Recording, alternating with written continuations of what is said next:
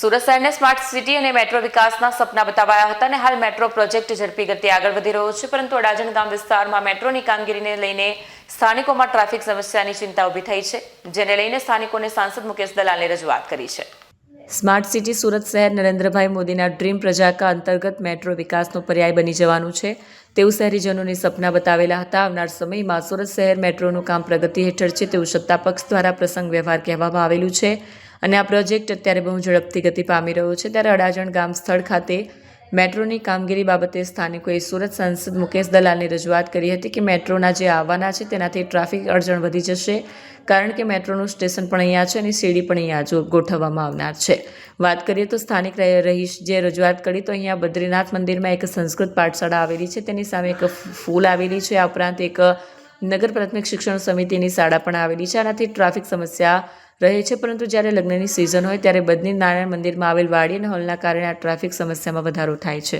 રજૂઆત સ્થાનિક લોકસભા સાંસદ મુકેશભાઈ દલાલને કરી। મુકેશભાઈ આવી મેટ્રોના અધિકારી સાથે વાતચીત કરી હતી અને કોર્પોરેશન મેટ્રોના અધિકારી સ્થાનિક રહીશો સાથે એક મીટિંગ કરી અને આનો હલ લાવવા માટે આપી હતી।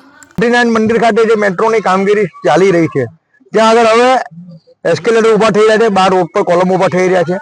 એ સ્થાનિક લોકોના મગજમાં એક શંકા છે કે અહીં ભારે વાહનોની અવરજવર માટે તકલીફ પડશે।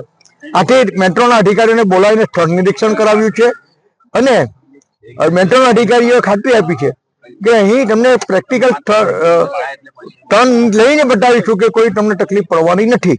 ભારે વાહનો, મોટા વાહનો પણ અહીંયા અવરજવર કરે એમાં કોઈ તકલીફ પડવાની નથી। અને બીજી પણ એકાદ પાર્કિંગની સમસ્યા છે, તો એ આપણે આવનારા દિવસોમાં જે પણ કોઈ સમસ્યા છે તે એસએમસીના અધિકારીઓ સાથે બેસીને એની ડિઝાઇનમાં એને ચર્ચા વિચારણા કરીને स्थानिक लोगों ने विश्वास में लेने काम करीशू।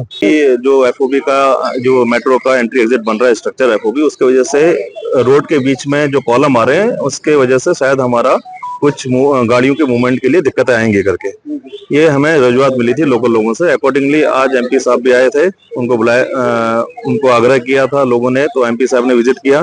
तो आज मॉर्निंग में हमने यहाँ पर जो हमारे कॉलम स्ट्रक्चर आएंगे उसकी मार्किंग रोड के ऊपर करके दिखाई है और उसके बाद हमने उनको बताया कि यहाँ पर करीबन 6.5 मीटर के आसपास दोनों जगह कॉलम के दोनों तरफ जगह मिलती है और सफिशिएंट स्पेस है ट्रैफिक मूवमेंट के लिए। हमने ये भी बताया कि यहाँ पर जो स्पेस कंस्ट्रेंट था इसी वजह से हमने एस्केलेटर अलग और दादर अलग एंट्री एग्जिट का डिजाइन किया है और उसी हिसाब से हम काम करने जा रहे हैं। तो ये हमारा फाइनल सबमिशन है, वही हमने एमपी साहब को